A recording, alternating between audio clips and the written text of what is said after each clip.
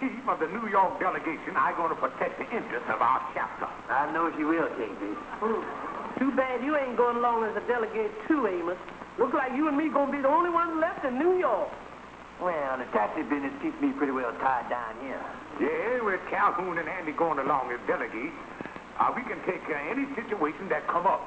Yes, and Fat Five will look out after the women's auxiliary end. Yes, as a matter of fact, the girls are nominating me for another national office this year. Oh, I've been looking forward to this convention. We really gonna have fun. Fat Five, you take my advice. While you in Chicago, you keep an eye on those votes. Oh, Mama. I mean it. I sent your father to Chicago once on a 3-day convention. Didn't catch up with him till 4 months later. Oh, I don't think you're going to have to worry about nothing like that, Mrs. Smith.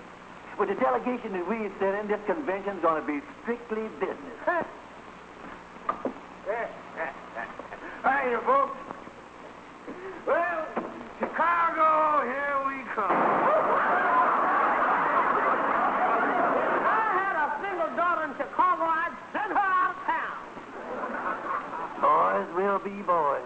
I'm sure glad Calhoun's going along. At least among the men, there'll be one level-headed delegate. Oh, I'll get that.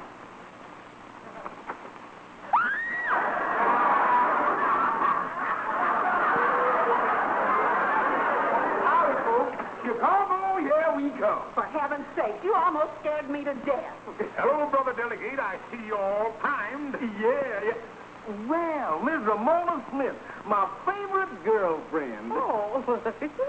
When I thought about you staying back here in New York, I decided to bring a little present all for you. Well, how sweet.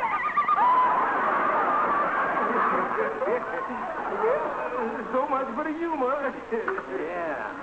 Well, I tell you, you ain't got much time before I have to take you down to the train. So I think we better get the financial end straightened out now. Yeah, let's get on to business. Now, you all got your tickets to Chicago. And here's the $500 voted by the lodge as expense money for the delegation. Now, this will take care of your hotel bill and buy your tickets back. Well, I'll take care of it. You do nothing of the sort. Now, wait a minute here. I think the delegation should vote on who's going to carry the money. All right. Vote. I vote for Sapphire. I'll vote for Sapphire. I vote for Sapphire. Y'all get your bags, and I'll drive you down to the train. Thanks, son. Goodbye, Mama. Goodbye, Sapphire. Well,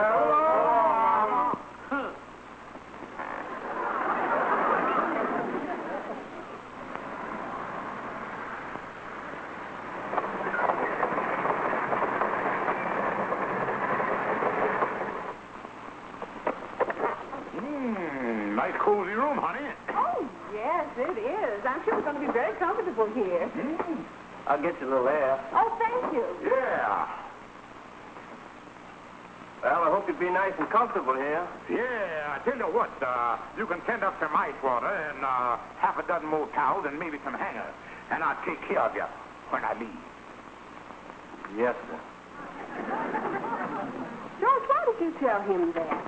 The chances are he won't even be on duty when we leave the hotel. I know that, honey, but the fellow who is on duty, I'll tell him that I took care of the other boy when we arrived. George. Yeah, honey, when I checked out of a hotel, I didn't need to help beating each other to death about something that wasn't even left there. Impossible. Oh, and by the way, honey, now that we are in Chicago, why, you can let me have the expense money. I'll take care of it from now on. I'm still going to keep it, George. But look, honey, I'll have a little expense from time to time, and I don't want to have to keep running to you every 5 minutes. Look, George, I'm taking care of it. I'm going to make sure that it's safe. I've got it pinned right here. Oh, now, honey, that ain't no good. You pinning our money to your camisole. Every time I want to tip somebody, you'll have to go into a striptease. That's what I'm doing, George. And then on top of that, one of the convention officials told me that there was a lot of confidence men hanging around the hotel. We got to keep our eye on our money. Oh, all right, George. I see I'm not going to have any peace until I give it to you. But let me tell you one thing. If anything happens to this money, there's going to be plenty of trouble, and don't you forget it. Oh, don't worry about it, honey. Yeah, don't worry about it. Now I'll go down to Andy and Calhoun's room and tell them to be ready for the grand assembly in the main ballroom at 2 o'clock. I'll see you later, George. And now, my beloved brothers, it is my pleasure to inform you that this great organization, the Mystic National, has done more to produce peace, happiness, and goodwill than any other organization of its kind. Say, Calhoun. Boy, this is sure some hotel, all right. Yeah, I was just looking at the dining room schedule here. What it say? Well, it's American plan, and it says here breakfast 7 to 11, lunch 12 to 3, supper 4 to 8. Boy, it looks like I ain't gonna be out of that dining room more than 3 hours a day. Yeah, when you read that side American plan, sure brings out the patriotism, don't it? Oh, yeah. Oh, come in, Kingfish. Hello, boys. I just thought I'd drop down to tell you that the grand assembly will be in the main ballroom at 2 o'clock. Oh, yeah. You got your speech ready, Calhoun? Oh, yeah. Just making the final corrections on it a few minutes ago.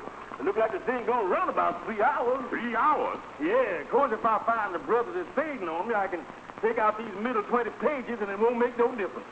Holy mackerel, it's 1:30 already. Now, soon as you boys get dressed, come on up, and we'll all go down together. Oh, yeah. And one other thing. I understand there's a lot of confidence men hanging around the hotel. Be on guard. Oh, yeah, sure, yeah.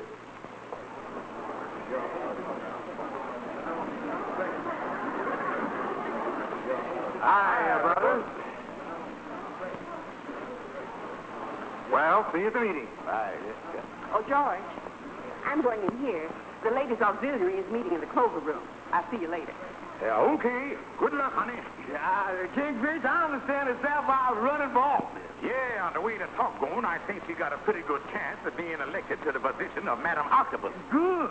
Well, she deserves it, Kingfish. After all, she's been junior assistant squib now for the past 5 years. Yeah, now, why don't you boys go on into the ballroom? I'm going to go get myself a couple of cigars. Oh, wait a minute. Bring me a couple, too. Bring my change. Look, Andy, don't be flashing money like that. You'll have all the confidence men in here swarming all over. Oh, yeah. Well. If it isn't, Brother Stevens. Glad to see you, brother. Glad to see you. Now, wait a minute, mister. Don't hit me in my back like that. I got a wobbly bridge here, and my teeth liable to wind up grinning at you from the floor down there. Sorry, Stevens, sorry. But I'd like to introduce myself.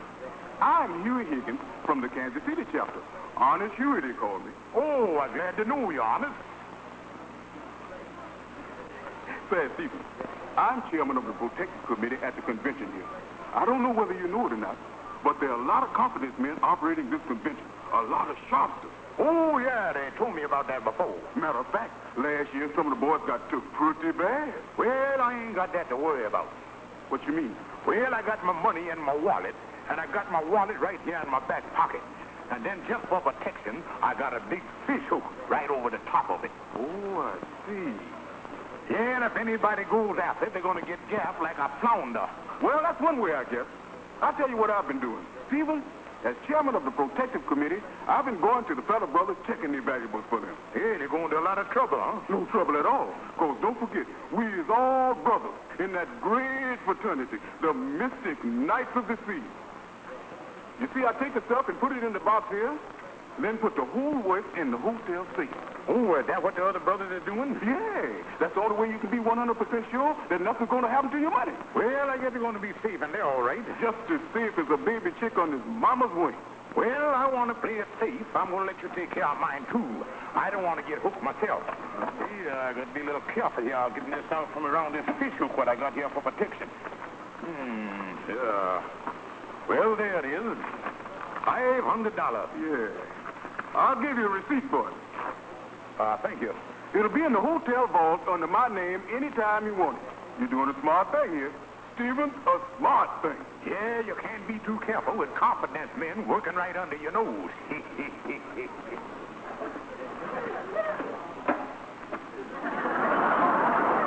So now, my dear brothers, I say again, just as I said 2 hours ago, that now is the time that we must be alert.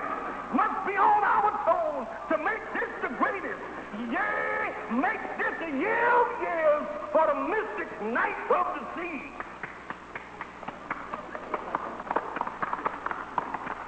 And furthermore, it is our duty. I say, and furthermore, Boy, that was some meeting, all right. Yeah, all the brothers are going to stay up late tonight having fun. It seems, though, they all had a good nap this afternoon doing your feet. Yeah, say, when did we have our big parade? Oh, indeed, that's tomorrow. But we got the whole afternoon to ourselves. Half our still in our meeting. oh, yeah, well, why don't the three of us have a look around town? Hey, that's a good idea. I'll go over to the vault and get some money in case you want to buy some souvenirs or something. I'll meet you all out front. Right, right. Excuse me, my name is George Stevens of the New York delegation. And I got an envelope here with some money in it checked under the name of Higgins. Could you let me have it, please? Higgins?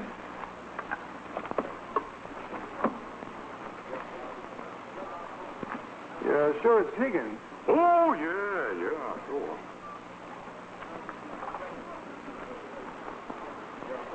Oh, we don't have a Mr. Higgins registered here. Now, wait a minute. He got to be registered here. You know, he that jolly fella all the time laughing. Ha, ha, ha.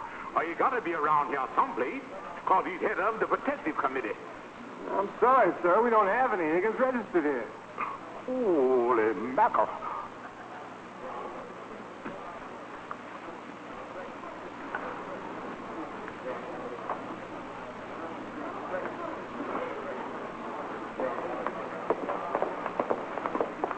Oh, there's George now. Wait for me, girl. George, I've got the most wonderful news. I didn't get the octopus office, but I was elected chairman of the committee to help our destitute members. See you after a while. Destitute members. You look like George Stevens is going to be the first on the list.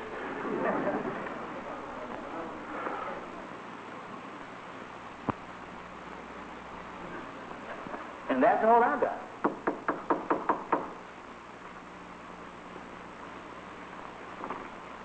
Come on in, Kingfish. Well, boys, I've been down to the police station again. And they tell me they've been looking for this guy Higgins for the last 2 days. No trace of him. Yeah, but the convention's going to be over tonight, and we got to have money to buy tickets and pay the hotel bill. Does Sapphire know about this yet? No, Andy. I ain't had the courage to tell her. But what are we going to do about this mess, Kingfish? Well, boys, we got one chance. I'll go down to the desk and see if they'll accept the check. Then I'll make the check out for enough to cover our hotel bill, plus some cash to get us some railroad tickets to get back home. Now, wait a minute, Kingfish. Ain't none of us got no bank accounts back in New York big enough to cover a check that size. I know, boys, but we'll get back in New York before the check due. And I'll sell my car and deposit the money to cover the check. Yeah, but how do we know that guy downstairs is going to cash the check? He might want to see some credentials or something. Yeah. Boys, I got everything figured out. Come on, Andy.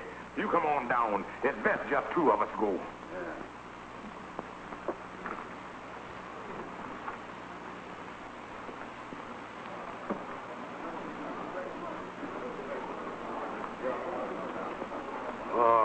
How do you do there? How do you do, sir? We're checking out. Yeah, the desk clerk here. Well, he's off duty for the moment, but I'm Mr. Samuels, the owner of the hotel here. I'll be glad to take care of you. My name is George Stevens of the New York delegation. Have you got our bill totalized? I'll see. Stevens, 44. Oh, yes, here we are. Did you have any additional charges in the last hour or so? Oh, no. Fine. That will be $184.62. Mere spittance. I'd like to pay this by check. Have you got any blank checks here? Why, certainly. We have lots of bank checks here in the drawer. Which one do you want? Them blue ones there look nice.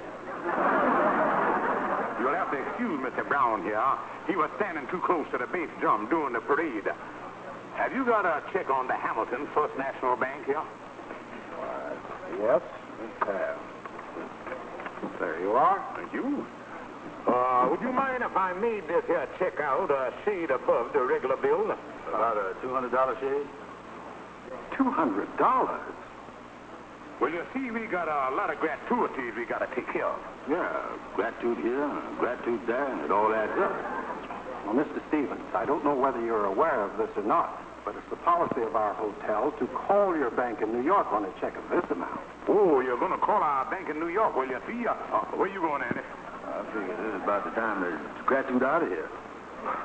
This is strictly a formality, Mr. Stevens. All I want to do is have somebody tell me that this check will be good. Oh, Mr. Brown, will that check be good? Sure.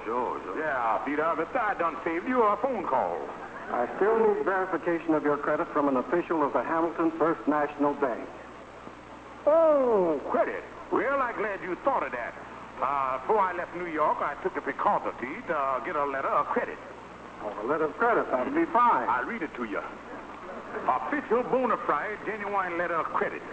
That's the real thing, all right. To whom it may concern, this is to certify that George Stevens ain't no bum. In view of the above, please extend unlimited credit whenever he finds himself in a jam. Hamilton First National Bank. And that's signed by the president here, too. Yours affectionately, Ham. You're playing a joke on me, aren't you? What do you mean, a joke, mister? No one could be stupid enough to think that a hotel owner would accept such a ridiculous story as this. That's what it is, all right, a joke. What happened? A laugh, fool.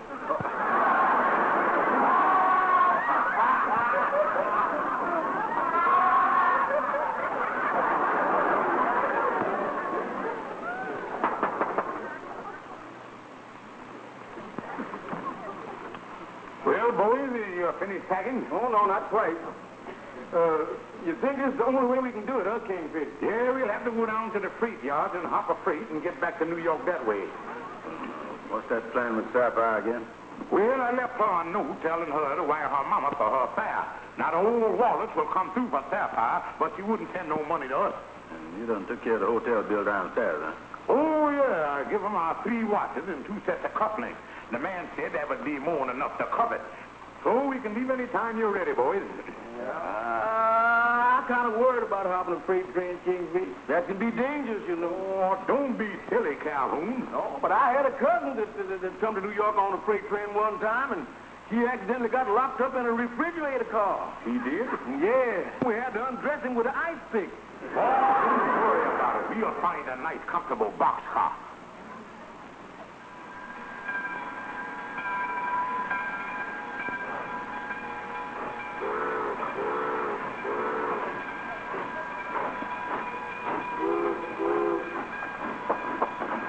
Yours a nice empty one. Yeah. This is a fine way for the New York delegation to arrive in New York. Yeah, well, let's hop on in here while the hopping's good.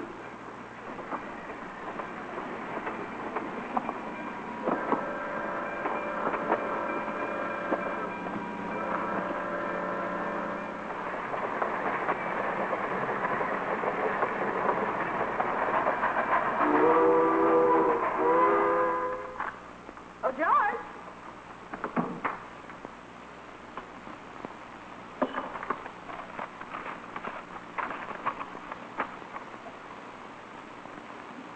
Oh, good heavens, this is terrible. What am I gonna do? What am I gonna do?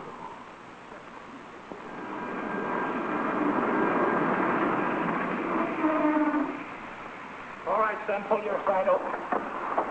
Gonna get these Mavericks loaded pretty quick. Train stops in 5 minutes, you know. Hurry up with the ramp, boys. We only got 5 of them that missed that last shipment.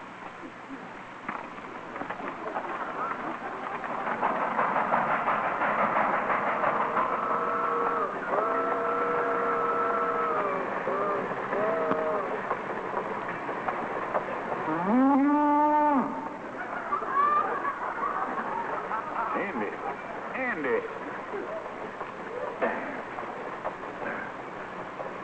What's the matter, Kingfish?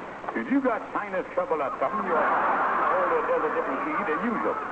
No, Kingfish, I wouldn't know nothing about that. Well, watch out, Bud. I want to get some sleep here. Well, I'll go to sleep. You done it again. Well, how could I when I ain't even sleep yet? Well, I must be hearing things. Sorry, Andy. All right.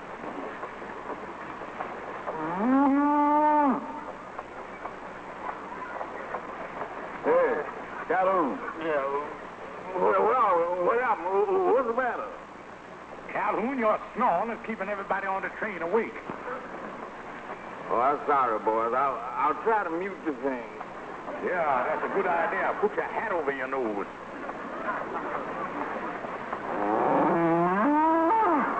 Boys, I think we got company. Hello out there. What's that, Kingfish? It ain't the Indian love call.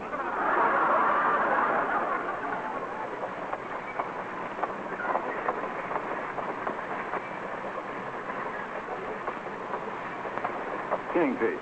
It's cows. Why, it is at that.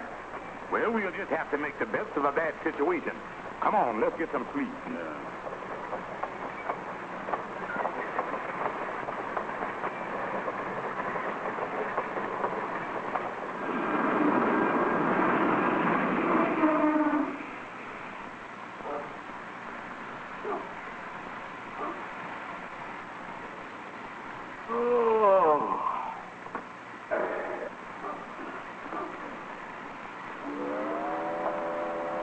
We done stopped again. Maybe we're in New York. No, we out in the country someplace. Boy, here's our home. Me too.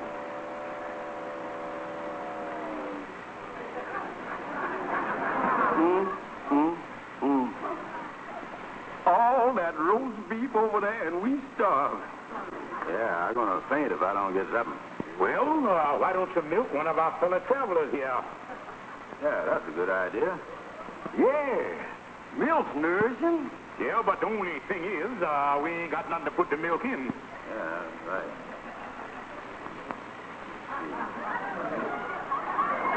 Oh, no, you don't.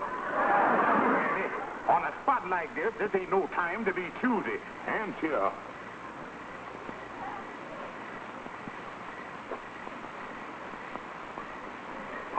Push over this way a little bit, boys.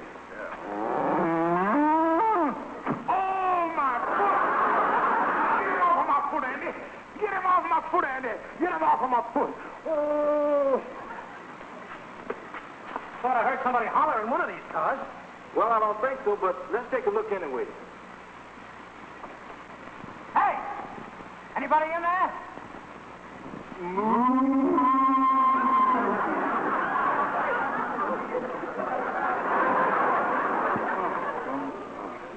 I tell you, Amos, that was the worst trip I'd ever been on. Yeah, sounds like you really went through something all right getting back here, riding in a freight car with a bunch of cows. Yeah, and nothing to eat either. You say Kingfish give this fella Higgins the money, and he turned out to be a swindler, huh? That's right. And I understand Zephyr got back this morning, and the Kingfish is over there at the house trying to explain the whole mess to her. I sure feel sorry for the Kingfish with his sore foot and everything. And after all he's been through, to have to start fighting all over again with Sapphire. George, this is terrible. Just simply terrible. I don't know what to say. Just say you forgive me. George, if you'd only come to me in Chicago and told me the truth, it would have saved so much trouble. What trouble? Well, George, I don't know how to tell you this.